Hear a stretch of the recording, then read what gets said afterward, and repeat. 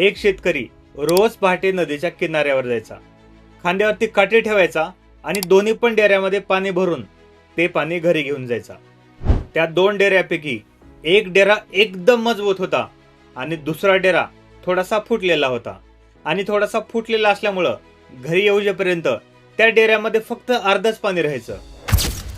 एक दिवस फुटलेला डेरा खूपच दुःखी झाला आणि शेतकऱ्याला म्हणाला, मालक मला माफ करा, तुम्ही माझ्यासाठी एवढी मेहनत करता, पण मी घरी येऊजेपर्यंत तुमच्यासाठी फक्त अर्धच पाणी घरी घेऊन येतो।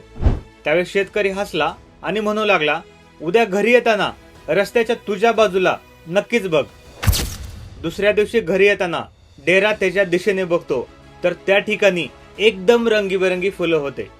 त्यावेळेस शेतकरी म्हणाला की मला पहिल्या दिवशी समजलं होतं की हा डेरा थोडासा फुटलेला आहे, त्यामुळे मी रस्त्यामध्ये तुझ्या दिशेने फुलांच्या काही बिया पेरल्या होत्या आणि तुझ्यातून सांडणाऱ्या पाण्यामुळेच आज ह्या रस्त्यामध्ये एवढे चांगले फुल आलेले आहेत आणि हा रस्ता आज एवढा चांगला दिसतोय। डेऱ्याला तेव्हा समजलं आपल्यामधली भेग ही आपली कमजोरी नव्हती, तीच कोणाच्या तरी आयुष्यात फुल उमलण्याचं कारण होतं।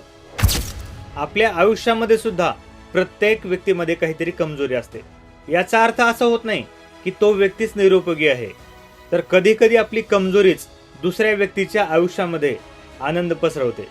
म्हणून स्वतःला कधीच कमी समजू नका, कारण प्रत्येक व्यक्तीची ह्या जगामध्ये काहीतरी स्पेशल जागा आहे।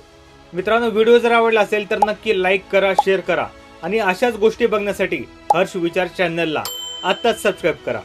थँक्यू।